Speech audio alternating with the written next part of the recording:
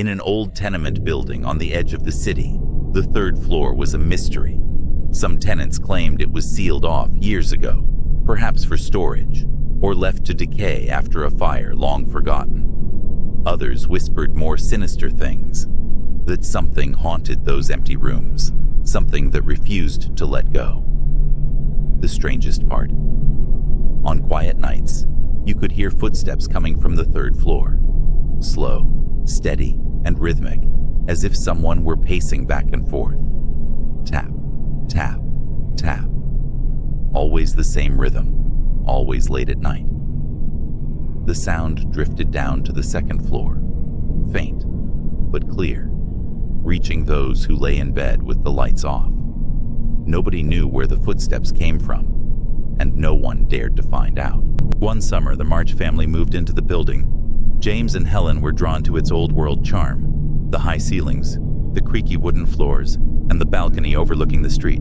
It was perfect for their family, especially for their young daughter, Emily. They'd been looking for a place to settle down, and this building seemed right. Their apartment was on the second floor, directly below the mysterious third floor that everyone avoided. When they signed the lease, the landlord had been clear: "Stay off the third floor, it's unsafe." He didn't explain further, and they didn't press. Emily, however, was a curious child. Her imagination was vivid, and she was captivated by the building's oddities, especially the twisted staircase leading up to the third floor. She asked her parents about it, but they brushed it off. "It's nothing, sweetheart," Helen would say. "Just an old part of the building that nobody uses anymore." But Emily couldn't shake her fascination. She started noticing things her parents didn't, like how the air felt colder near the staircase, or the faint echoing footsteps she heard when she lay in bed at night. The first time she mentioned the footsteps, her mother laughed. "There's no one up there, Emily. It's probably just the pipes." But Emily wasn't convinced. The footsteps didn't sound like pipes or wind.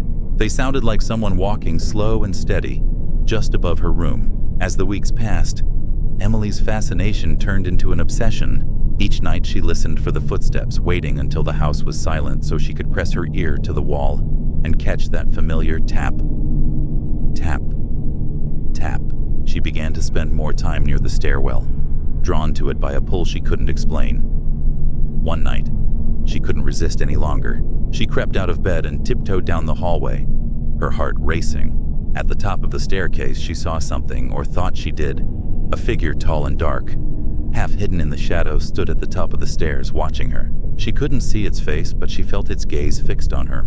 Frozen, she held her breath as a cold whisper drifted down, a word she couldn't understand but felt in her chest.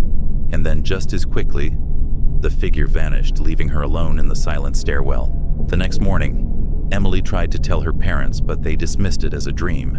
"You've got such an active imagination," James said, laughing. But Emily insisted. "There's someone up there," she said. Her parents exchanged worried glances, wondering if the stories about the building were affecting her. Still, they brushed it off, hoping she'd forget about it soon enough. But Emily didn't forget. Each night she listened, her curiosity mingling with a growing sense of dread. She would lie in bed wide-eyed, waiting for the footsteps to resume, each tap as familiar as a heartbeat. Then one night, the footsteps stopped. The silence was so sudden and complete that it startled Emily awake. She sat up in bed, blinking in the darkness, straining her ears.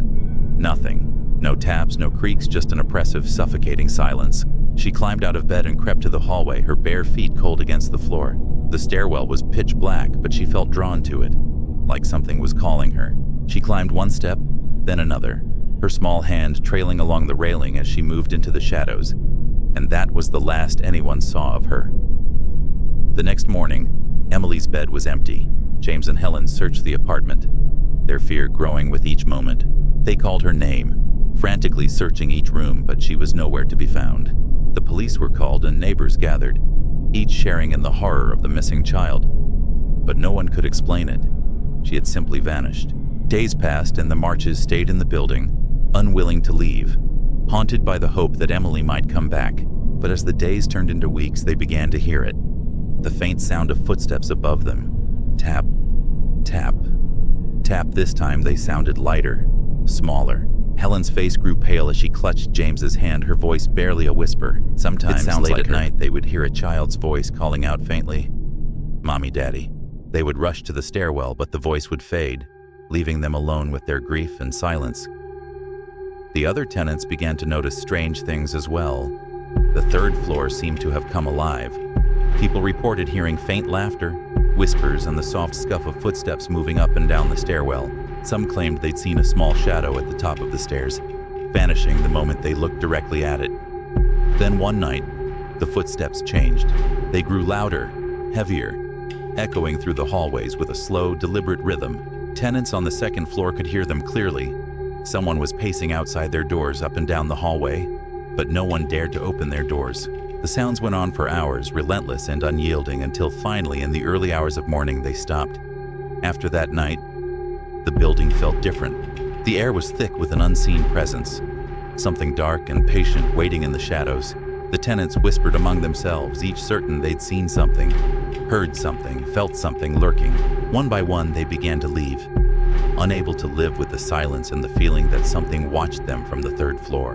The building grew emptier, quieter, until only a handful of people remained.